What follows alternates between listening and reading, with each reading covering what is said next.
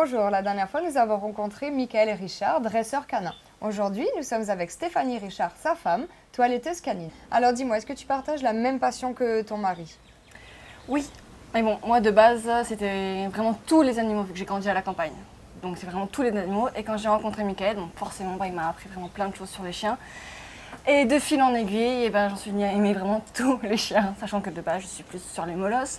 Mais c'est vraiment tous les chiens. Il m'a appris comment être en général. Il m'a corrigé sur beaucoup de choses. Donc, et maintenant, c'est vrai que c'est vraiment un quotidien, quoi. Tu exerces ce métier, donc toiletteuse canine, depuis longtemps. Est-ce que c'est ton premier travail? Tu as toujours voulu faire ça? Explique-nous. Alors, toiletteuse canine, non. Donc, j'ai commencé quand j'étais adolescente, petit bout, donc dans ma campagne avec le vétérinaire.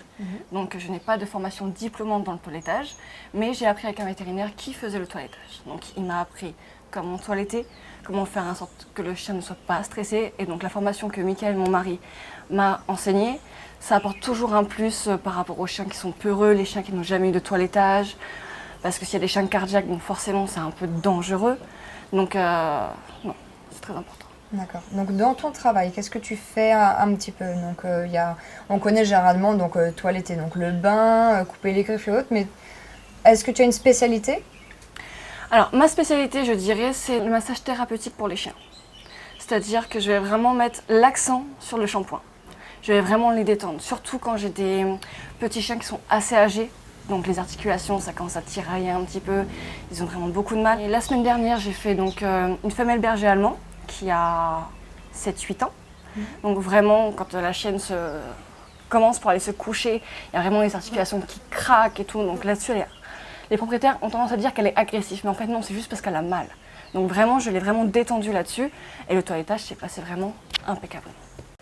Donc tu vas nous montrer comment ça se passe, le massage thérapeutique avec l'un de tes chiens, Shadow. Comment il est?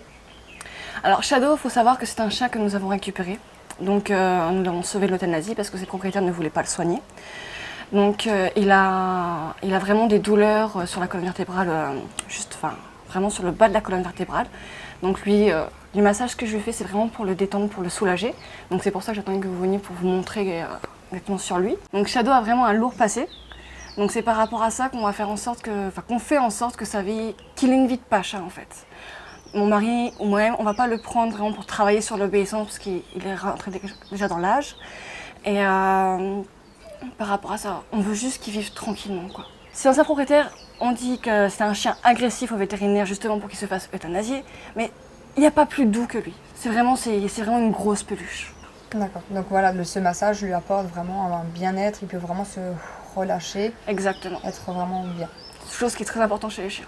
C'est pas juste une plante qu'on va mettre sur le côté, c'est comme un enfant. Il faut vraiment s'en occuper, savoir ce dont il a besoin, puis lui apporter ce dont il a besoin.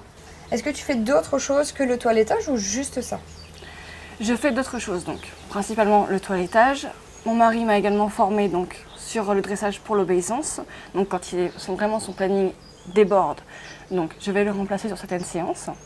C'est pour ça qu'à chaque fin de séance, quand il rentre le soir, on fait toujours un bilan vraiment sur le chien, comment il a progressé, à quel stade il en est.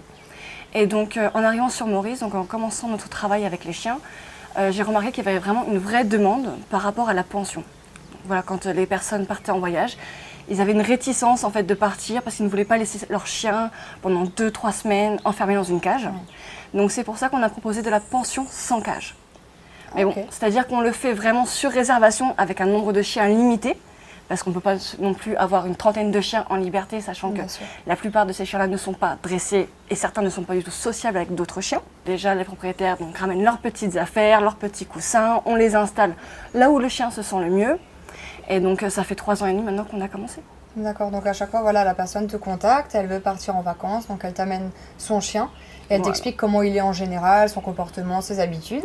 Donc oui, ça c'est vraiment la première fois que le chien donc, vient, donc je lui demande, donc chaque chien a sa petite fiche, je fais sa petite fiche. Quand on a des femelles qui viennent en pension, qui sont en chaleur, je ne peux pas la laisser avec les mâles ou avec d'autres femelles dominantes. Donc je dois vraiment faire attention, donc c'est pour ça que chaque chien qui vient à la maison, ils ont leur petite fiche, je demande tous les renseignements au propriétaire.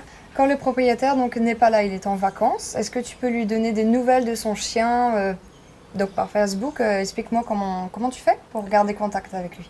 Donc le plus simple forcément Facebook, mais il y a aussi par mail ou encore le plus simple WhatsApp.